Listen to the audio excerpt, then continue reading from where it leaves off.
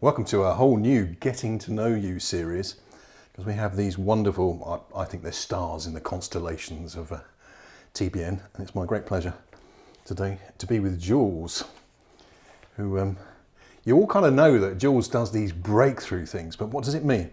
Because the first thing is you're not preachy, are you? So you've broken through loads of things yourself, but it's not that if I can do it, you can do it. I'm not preachy, Lex. No, I'm not preachy at all. But if I can do it, you can do it. And there comes the first P, which I really love about what you do, which is possibility. Possibility. What would you do if you got up in the morning and anything was possible? Would you do the same as you were going to do today? Would you do the same tomorrow? I don't know. But what my work's all about, exploring possibility. And it's giving people, another P I've got from our conversations in preparation for this, is permission. Here we are in this lovely space where you help people have their day-long breakthrough sessions. Mm-hmm. Yeah. And for me, the word, and it is my word, it's not the word you used, you're giving them permission to share stuff that's never been shared before, completely safely and with no judgment. That's true. I don't give anybody permission. I create the space that they give themselves permission.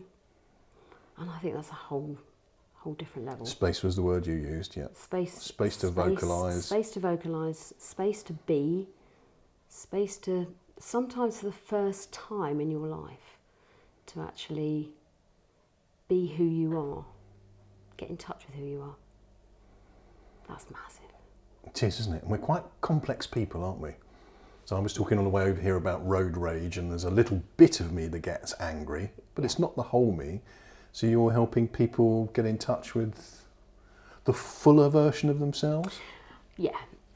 People quite often say, we label ourselves, we say, I'm angry, I'm not any good. I think you, Lex, you said I'm angry, didn't you, some of the time. And I think, is that you? Is that the whole you? No. It's almost like a Mr. Men story, isn't it? Mr. Angry. Yeah. You're not Mr. Angry all the time. Yeah. So what I do is I just really enable people to look at who else are you, and quite often you've been labelled by other people around you. Oh, he's angry. She's angry. They're just irritated, irritable. Is that it? Is that the full picture?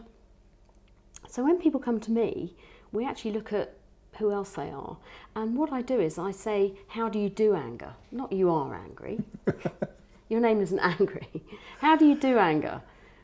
And then we look at, do you want to carry on doing anger? Because if you do, that's cool. Yeah. After a day with me, probably you won't want to carry on doing anger. But yeah. God, I love that. How do you do kindness and compassion? So it's programming.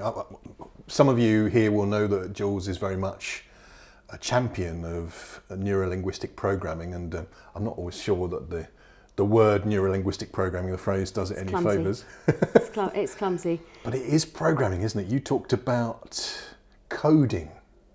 I talked about coding, and the thing is, I think that if you think about our brain, our thought patterns as being like a series of apps, and you might have an app on your phone that you don't want anymore, so you get rid of it. You delete it. Well, I enable you to do that with your thinking. So if you don't want to be angry anymore, if you don't want to think angry anymore, let's get rid of it. It's just, not serving you in the same way. If it's not serving you anymore, get rid of it. What if I have some sort of other gain from this? My anger is always righteous anger. I'm always right. The other motorists are wrong. They don't know how to use their left indicator. They're clearly in the wrong. I'm getting some pleasure from being angry. Am I going to lose my joy? We can keep angry if you want to, but what I would say to that is, what secondary gain are you getting? Yes. I lived my whole life, my whole adult life, in a state of secondary gain. So I think once I'd got rid of that, you can be a little bit naked and exposed, but let's put something else in. Let's install something else that you want to be.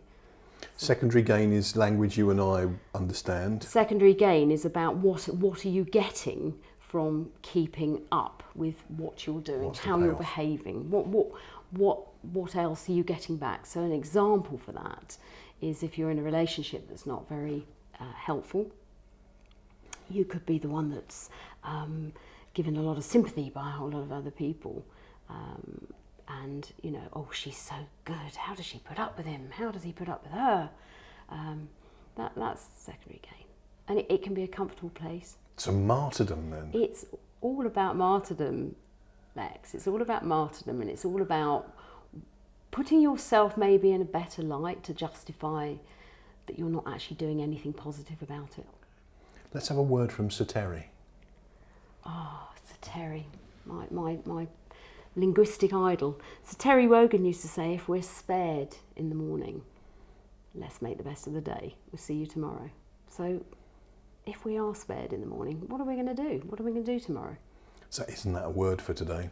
Absolutely. I think as we come into 2021, it's more uncertain. As I'm feeling more uncertain than I was when all this kicked off. And you've got a message of hope and possibility and energy and ownership. Definitely own it. Just grab the day. That's what I say. And to me, if we are spared, and I don't know, we might not be, but if we are spared, what do you want to do differently? Isn't that what it's all about? Mm. If you didn't like today, if you didn't like yesterday, why repeat it tomorrow? It doesn't make any sense. I have to hasten the ad here that if you come to Jules for a breakthrough session, it's not a cuddle and tissues, because she ain't going to leave you where you are. If you come here, you come for a reason, you come here for an outcome. You're a bit of a transformer, aren't you? Yeah. In fact, I'm going to put some of your own words back in your mouth. So what? Now what? Do you know what, Lex? So what, now what? And stuff happens, life happens, it gets the better of us, but you can either put your head under the duvet or you can sit up and then stand up and take responsibility for what you want to happen next. Yeah. And what I liked most about, and it really is what I liked most about your story, so there's so much about your story that I love, and we're sharing the tiniest window into that story in this short presentation, but the people who have stood by you in the darkest times, I think that's a message for our network, isn't it? This year, some of us have not been able to do business, so our networking was not about making sales or introducing people to get sales. Absolutely. And I think, like you said, Lex, for people to stand by each other, and we both talked about vulnerability and overcoming vulnerability. Show that you're vulnerable, yes, but what are you going to do about it? How are you going to overcome that? And for people to stand together and support you through that is insane. It's wonderful. Yeah. And for those of us who want to break through and who doesn't, this sounds like the best year ever to start living life to the full. What do we do? Well, what we do is, and I'll just give a very brief insight into a breakthrough day. You basically come in the morning and we will unpack your life and we will get rid of anything that you don't want left there, and we will expose what you do want. And some people have never really done that. They've never really thought about what they do want. And then you leave here with a plan of, okay, so start now. Then we start talking about, once the possibilities have been uncovered, what are you gonna do? How are you gonna use them? Yeah. No, there's no abandonment here. And in two Latin words. Wrist. How many wrist? Carpe diem. Carpe diem. Yeah. Seize the day. Seize the day. It's your day. It's your day, nobody else's. Just grab it.